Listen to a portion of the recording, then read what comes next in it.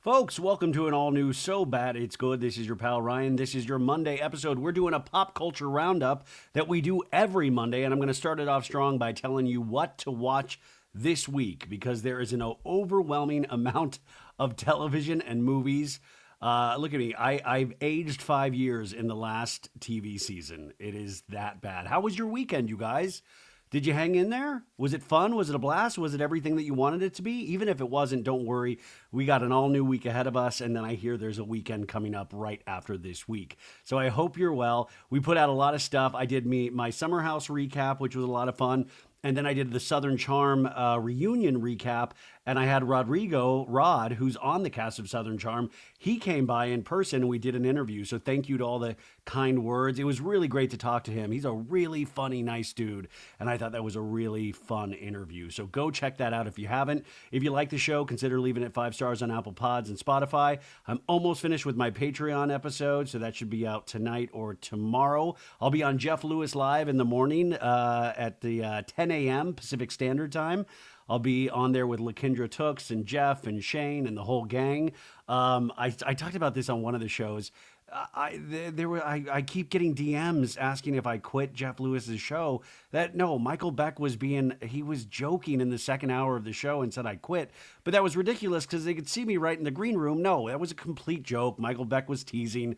So no, I'm excited for ChumpCon, which is in 2 weeks. If you guys don't know is that Jeff's listeners are called the Chumps. And there's ChumpCon, the first ever ChumpCon. So a big group of people are going to Vegas. We're all flying there. There's tons of activities. I'm moderating the live show, which is going to have every guest, all the housewives and the chumps. And there's like a pool party. Doug Buden's doing like a brunch. It is going to be insane. I wish there was a documentary filming the making of and this weekend. There's a lot of work going into this, so I'm really excited. I'm just really excited to meet everybody. I think it's going to be a blast. So yeah, hope to see you there if you can. If not, don't worry. You can hear me every day of the week. There's no problem there.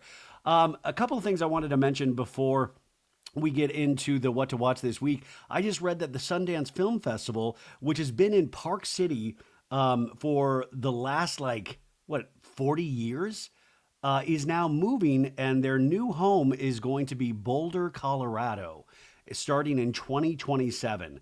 And Lisa Barlow must be freaking out because Lisa Barlow has dubbed herself the Queen of Sundance, and now they're moving to Boulder, Colorado.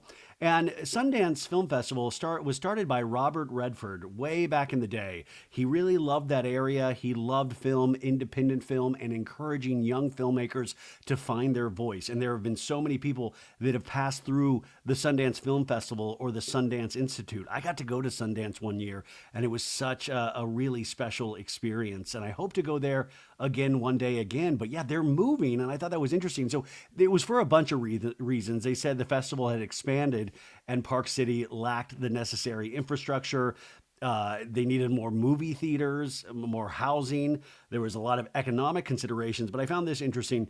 There was recent legislative actions in Utah, such as efforts to ban pride flags in state buildings, and that conflicts with Sundance's values of inclusivity, and that might have been part of the decision to relocate. And I feel like that's a really solid reason. Films and arts are all about inclusivity, and I find that kind of ridiculous. So if that was one of the reasons, I'm glad it was. There is room for everybody at this table, especially in arts. Are you kidding me? Okay, so what to watch this week? We got a big week, folks. So let's just go through some of the basics that we all know before we get into the the meat and potatoes. By the way, I just rewatched tonight's episode of The White Lotus. Next Sunday is the finale. Who do you think is going to die? Who's going to be the person that dies? Right now, I've got a lot of it could be this person, it could be that person. Tonight's episode, I enjoyed it more on the second time I watched it. The first time, And this has been a slow season and I've enjoyed it. But the first time I watched tonight's episode, I thought this is very slow. And I think it was just because I was anticipating action. I was wanting it so much. I was wanting to be like, let's go lightning fast. And that is not what this season has been. Upon viewing it a second time, I dug it a lot more. But I think at this point, I'm just really curious who dies. I'm curious who dies and how it happens. I would give you my theories right here, but I would then get a bunch of angry DMs and emails, which I get when I ruin things. I get those a lot, so I'm just going to keep my mouth shut, and I'll probably just put it in the Patreon. So screw everybody. Okay, so tonight we obviously had Real Housewives of Atlanta. We'll probably talk more about that tomorrow's episode, and this is where we start to see the Kenya Brit situation. But I didn't realize Britt was like threatening Kenya, like talking about guns and stuff like that. Are you kidding me? Now, it doesn't excuse what Kenya does, but it's a different aspect of the story of like, oh, we're threatening gun use. No, thank you. But we'll talk more about that. Now, Tuesday, you guys, we have Reality Gays coming on this show. We talk 90 Day Fiance, The Baldwins, Love After Lockup, and they are just two of my favorite people that I've met doing this. And we did that in studio, in person this past week, and it was a blast. I mean, we were just three chatty Cathys, so I think you're going to really dig that. That's on Tuesday's episode, but we got great episodes all week. Remember, subscribe, rate and review, tell your friends. Listen, pass the good word of So Bad around. So Atlanta, we have White Lotus, that was tonight, finale next week. Married to Medicine, we had the second part of their reunion. We have Righteous Gemstones, which has a new season. They air on Sunday nights. And then on Monday over on Bravo, we have Below Deck Down Under. It is episode 9. On Tuesday, we have Real Housewives of Beverly Hills. We start that mess of a reunion. We have part 1. So that's good. Deal or No Deal Island, we had the finale last week, and we had David Gannat, the winner of Deal or No Deal Island, on Friday's podcast. Friday or Saturday's podcast. It was one of the podcasts, but he won Survivor Australia, you guys. He competed a couple times. This dude is a beast, and I found him so entertaining on Deal or No Deal Island. And by the way, I think I mentioned this in the show before. I interviewed Parvati 2 weeks ago, and I am now taking her How to Be a Villain course. It's kind of like a life coaching thing, but Parvati and her team teach this course, which starts in like a week and a half, I think. And I have officially signed up to be taught by Parvati. I'm very excited. Also on Tuesday, if you're keeping up with Denise Richards and her wild things, we have episode 7 at 9 p.m. and it's going to be interesting. So Wednesday, this is big. Okay, Wednesday, I'm so excited about this. I talk about this with Sophie. There is a couple of reality TV shows, and I include Survivor in this, that I think are just so, like, we talk about ethical reality television, and there's a couple of them, like Survivor, I would include in that. Amazing Race, I would include in that. And there's an overall sense of goodness about the shows. And it teaches us about ourselves. It seems to include everybody. And they're a joy to watch, like for me. But we have one of the shows that I consider this. We have Love on the Spectrum Season 3. Love on the Spectrum Season 3 on Netflix. It premieres. It drops on Wednesday. And, even these all of the cast are just so wonderful. And I can't wait to see if there are new additions. But we've been following certain cast members for the last 2 seasons. And I just love it because it just shows we are all just alike. It does not matter. Even if you are considered to have a quote unquote disadvantage, which sometimes autism is not that. Autism can be a strength, and I know that might sound weird hearing, but there's these beautiful stories that just show that no matter what you are dealing with, you still want love. You still want companionship. And to me, it is a wonderful show, and I am so excited to watch the new season. But on Wednesday, it has some tough competition because we have episode 6 of Survivor. They're having a great season. Masked Singer. We have Challenge All-Stars on Wednesday. Then you have the Mess Summer House. Summer House. We'll see who Jesse tries to hit on this week and how he gets out of explaining that he let some girl suck on his toes for 37 minutes in Imrul's bedroom. How's he going to get out of that one with Lexi? Find out on Wednesday. Now, Thursday, can you believe this? The Kardashians are still, their season, we're on episode 9. I tapped out after the first two episodes. How, like, I watch everything and I had to tap out, and I'm having to have long, hard talks with myself of where did that happen for me? Is it too much? Like, am I saying like, well, maybe a family has too much or certain ways they'd handle things that has turned me off of the Kardashians? I don't even want to say it turned me off, but I am not rushing to watch this show because I feel like I watch the Kardashian show every day of my life because there's some form of communication about the Kardashians in the media 24/7. Like, even the good parts of these episodes are usually chopped up and put out on TikTok. So I see scenes from it. Do I need to sit through an hour long episode? And this season, I've found that answer to be no. Who knows? Maybe the next season or the season after, I'll pick it back up. Are you guys watching this? But it shocks me every time I see this. And I'm like, oh God, that's still on? We also have part two of the Southern Charm reunion. Obviously, we'll probably delve into the Craig and Austin and probably more about Craig and Paige, but we'll see. Sophie highly recommends this season of Top Chef, season 22, episode 4. So we have that. Also, Watch What Happens Live. They have great guests all the time, but Thursday night I'm really excited because John Oliver from Last Week Tonight is going to be on with Andy. And John Oliver is a huge fan of Real Housewives of Salt Lake City and Bravo in general. And I just find him hysterical and he gives me hope. So I'm very excited to see John Oliver with Andy. So that is a big week of television. That's kind of like what everybody knows. But now let's go to some things that you might not hear more about. Like, well, you obviously are hearing more and more about The Pit, right? With Noah Wiley. It's on Max. It airs on Thursday night. We have 2 more episodes of the season. So I think there's a 15 episode season for The Pit. So I'm about 5 episodes in right now, so I should make it to episode 15 in 2 weeks, but I'm really digging it. I'm seeing what all the fuss is about. I love it. 90 Day Fiance we have on Sunday night, plus we have all like the iterations like 90 Day The Last Resort, et cetera, et cetera. I'm a huge fan of Love After Lockup. We have a new season that started 2 weeks ago. The 3rd episode will be this Friday. We have a brand new episode of Gypsy Rose over on Lifetime, 2nd season of her reality show. So we have a new episode. We had a new episode of The Baldwins tonight. You'll hear me talk about Alec and the gang on Tuesday's episode. But I enjoy The Baldwins in the sense of it's insane that this is a thing. It's insane that this is airing. That's part of my enjoyment of it. Just wondering how this came to be. Like, how did this come to be? And so part of me is already entertained just by the fact that the sheer fact that it exists. Does that make sense? Also, this season of Yellow Jackets, I finally got a recommendation for this a couple weeks ago, and I have yet to start this season still, but it is going to be on my list after I finish The Pit. I swear to God. So I'm hearing more positive things about season 3 than I did season 2. So I'm excited to check that out. Now we have some other things on Netflix tomorrow, or today, I guess, Monday.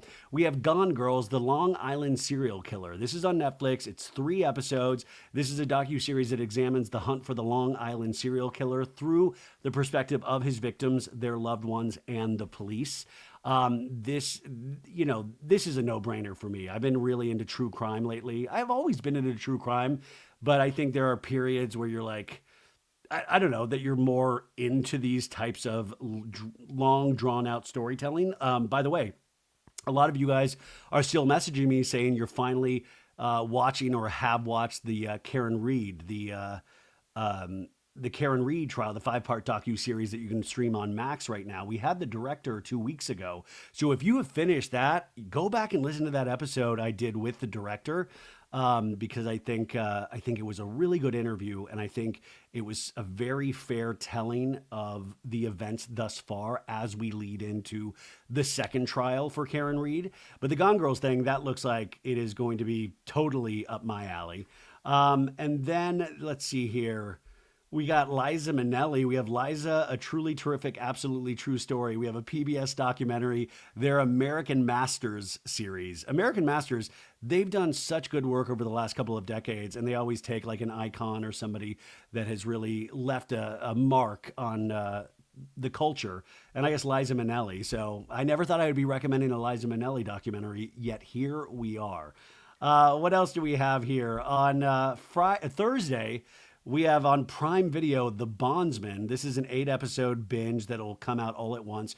We have Kevin Bacon. 6 Degrees of Kevin Bacon plays a murdered bounty hunter who is resurrected by the devil to trap and send back demons that have escaped from hell. Why isn't this on Bravo? This sounds right. We should do a Bondsman Real Housewives Ultimate Girls Trip crossover. So yeah, that if that sounds like your thing, you got that on Thursday.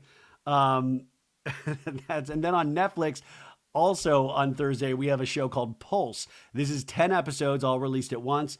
And this is a medical procedural set at Miami's busiest level one trauma center. So they're like, haha, we see you, the pit. We're releasing our own called Pulse. And it's not in Pittsburgh, it's in Miami. So we have that. Let's see, what else do we have? On Friday, we have Dying for Sex. This is on Hulu, 8 episodes. They're being released all at once. This is a Michelle Williams miniseries inspired by the story of one woman's terminal cancer diagnosis and the unconventional journey that beckons. Now, you will be hearing, I think on Wednesday or Thursday, one of the creators of this show, Dying for Sex, because it actually started off as a podcast. You might not know that, or you might know that, but we had this delightful conversation, and I thought a really delightful, beautiful, and funny conversation. I can't wait for you to hear it. But Michelle Williams, a fantastic actor, and there's so many good actors in this. So that premieres on Friday. And what else do we have? Do we have anything else here? And we have a new episode of Saturday Night Live this Saturday, I believe, with Jack Black. So there's always that. I mean, listen, guys, if you've watched everything that I just told you to watch and you need more, reach out to me personally, and I'll just say, go to this YouTube video and watch. This is what I talk about this with Sophie, is that on Saturday night, me and Rebecca, we stayed in, and usually I'm usually even working on Saturday nights. And it was just a night that I didn't have to do that. And we ended up on kind of a pop culture adventure. And this is what I love. Like sometimes I think there's too much of everything, too many screens, too, very little connection. But there are these wonderful moments we all have with pop culture, right? That's why you're probably listening right now today. We all have these really amazing moments that we get through music, TV, films, all of that stuff.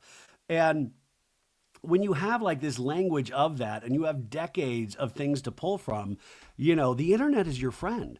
We went down a big rabbit hole, you guys. We started looking up Dave Navarro and Carmen Electra's old MTV reality series, Till Death Do Us Part. And we started watching the old episodes of that on YouTube. Then somehow we got on over to Double Dare, the old Nickelodeon game show hosted by Mark Summers. And then we found a documentary about the making of Double Dare. And it wasn't a professionally done documentary, but it was done it was really done well. I was like, some of these people on YouTube that are just releasing this shit, like it's true artists. I'm like, we watched an hour and a half documentary about the making of Double Dare. And it started slow, but then we got really into it. We watched that. We watched a bunch of Architectural Digest on YouTube as a channel. And it's a bunch of celebrities showing their homes, like Walton Goggins from The White Lotus, his home in the Hudson Valleys, which was amazing. And then you'll hear me and Sophie talk about, I stumbled upon Benny Blanco's Architectural Digest house visit. But you could spend hours. It's like Hot Ones, but with houses. It's not like that at all. I'm just saying that we went through a Hot Ones night where we just watched a bunch of Hot Ones interviews a while back, but we just did a bunch of Architectural Digest. I'm telling you, it is worth just pick and choose which actor or artist you want to see, and you are likely to be like, oh, I need to put more time into where I live. I have not put any thought into where I live. But Walton Goggins has, Benny Blanco has. My God, it'll infuriate you. Are you kidding? And then finally, I want you guys just to take a moment and what do you hear? That's the sound of Taylor Swift doing nothing. Have you noticed the last week and a half, there has been no Taylor Swift media push at all, really? Unless I'm missing something. But I'm like, wow, a week and a half where we have not had any Taylor Swift story at all. And I've got to say, that must be really nice for Taylor Swift. I'm sure at some point you've got to let all of this go and try to go back and try to find whatever artist there is in you. I mean, not that she's lost that, but I just think that, like, oh wow, you're actually taking time off. You didn't release the Reputation Taylor's version that everybody is talking about. And I think that's an album we're all looking forward to in some way. And I was thinking about all of the albums that I've loved over the years. And this past Saturday at the Greek Theater, we had an album that I loved, that I think a lot of people loved, that is so entwined in pop culture. But this weekend, I hate to be the bearer of bad news if you are weird about your age, but the Garden State movie, Garden State, directed by Zach Braff, the 20th anniversary of Garden State and the Garden State soundtrack happened this weekend, and they did a live show at the Greek Theater, and they had pretty much all of the artists on that album. And let's see here, they had the Shins. And by the way, I found the Shins for the first time through Garden State. Then I bought Shoots Too Narrow, their album that I really loved. I bought that after I saw Garden State. But so the Shins were there. We had Iron and Wine, Frou Frou, Colin Hay. And Colin Hay has a great solo career, but he also was the guy behind Men at Work. I come from a land down under. No, dun, dun, dun, dun, dun. I'm not good at that. Thievery Corporation, Remy Zero, Carey Brothers, Bonnie Somerville, Sophie Barker from Zero 07. They all performed. Zach Braff was there. His buddies Donald Faison. You had Sarah Paulson introducing one of the acts. It seemed like a really special night. I was trying to find as many clips as I could watch on TikTok, and we almost went. We were like, but we're trying to save money. So there was a second where we're like, let's go do this. But Garden State, you guys, this came out right when I was running a nightclub in Los Angeles, and Carey Brothers. Everybody thinks Carey Brothers is like a plural. It's like a band. Carey Brothers is one dude, and he sings the song Blue Eyes on the Garden State soundtrack. But I got to know Carey pretty well during that time period of the release of Garden State. So it was really interesting to be like, we would go to the club I worked at, like Carey would hang out, and he would actually play at my nightclub on Sunday nights. We would do a music night. But I remember going to other clubs with Carey, and like Zach was being like, I just remember Zach being kind of like bum rushed. Like he was like the hot ticket all of a sudden. And I think this was around the time when he was like, had a little bit of a flirtation with Jessica Simpson, if I'm not mistaken. It's been so long ago. But I remember this album really opened things up for me. You know, it made me appreciate old standards like Simon and Garfunkel. It was really great, and the movie was obviously awesome. You know, as you get older, though, you're like, oh, it's another story of a straight dude trying to find himself. So I found it very deep 20 years ago, and it still resonates. Natalie Portman was there, by the way, on Saturday to introduce the Shins. But if you were not able to be there, and like I wasn't, have no fear, because on April 6th they are going to show this for one night only. You can stream the performance on this website called Veeps, Veeps, and all of the money raised from the concert on Saturday goes to the Midnight Mission, which helps homeless people. So I think this is a great cause, and they were filming this with really good cameras on Saturday night. So on April 6th, you will be able to stream this live performance as well, if that is something you're into. But I kind of like that. I kind of like, I'm not a big fan of my birthdays or things like that, but I am a fan of celebrating pop culture moments. Like, I'm like, okay, 20 years, that's cool. Like, yeah. And the idea of getting all of these great artists together to sing songs from a soundtrack. And then I was like, what other soundtracks would you love? And by the way, soundtracks just really don't move the needle like they used to. You know, like soundtracks when I was growing up they were the shit, man. I remember as a little kid, the Pretty Woman soundtrack. Pretty Woman had King of Wishful Thinking by Go West, which is one of my favorite songs ever. Oh my God. The King of Wishful Thinking. Not a singer, I'm a podcaster. Pretty Woman soundtrack, all of Tarantino's soundtracks, those always kind of opened my ears as well to like music that I wasn't. But you kind of do this to your kids, you guys. If you have kids, make sure you listen to cool shit with them. Make sure you listen to things left of center and not what you just hear on the radio. make sure you let them be a little weird. Get them into alternative music, get them into classical music. Give them an education so they can pick and choose and kind of decide what they like. I think music is just so damn excited. So I wanted to bring that up as well. I mean, can you believe it's been 20 years? Okay, folks, now is the time. Let's get to Sophie Ross and have a great Monday. Come back on Tuesday for the reality gays. They're amazing. I'll talk to you Tuesday. Bye.